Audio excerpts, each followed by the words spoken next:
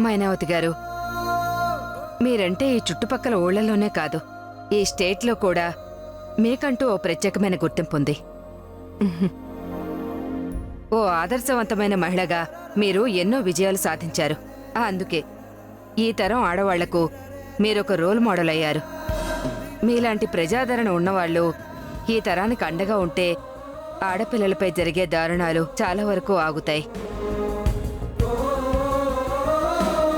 తనకి పుట్టిన ఆడపిల్లనే కనికరం లేకుండా పారేయమని చెప్పిన ఈవిడ ఆదర్శ మహిళ. దీనికి పుట్టిన బిడ్డ ఇప్పుడు ఎక్కడుందో ఏంటో. అందుకే సెంట్రల్ మినిస్టర్ గారు కూడా దీనికి పర్మిషన్ ఇచ్చారు. ఓ, ఇంకొన్ని రోజుల్లో మినిస్టర్ గారే స్వయంగా వచ్చి తోలుబొమ్మ మాట చూస్తానన్నారు.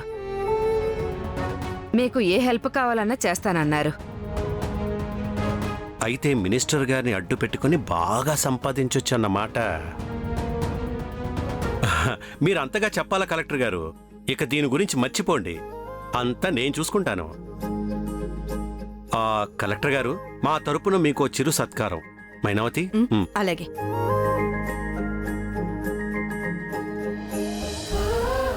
మైనావతి గారు, ఈ క్రెడిట్ దక్కాల్సింది నాకు కాదు, ధరణికి.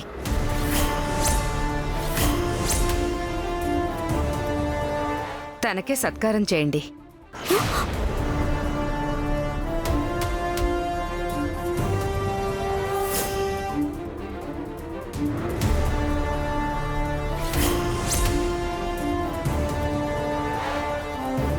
అలా చూస్తావేంటమ్మాయ్? మా మైనావతి చేత సత్కారం చేయించుకోవాలంటే పూర్వజన్మలో ఏదో అదృష్టం చేసుకుని ఉండాలి. రా అమ్మా, రా.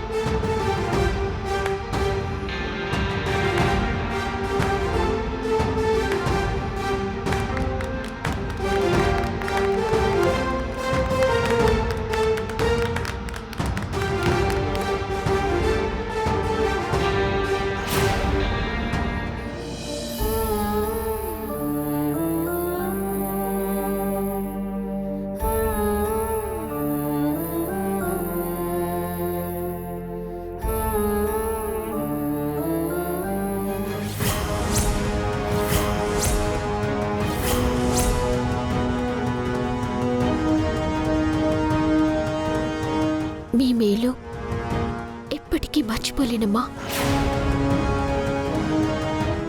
ఎవరే నీకమ్మా? మేడం. క్షమించండి మేడం.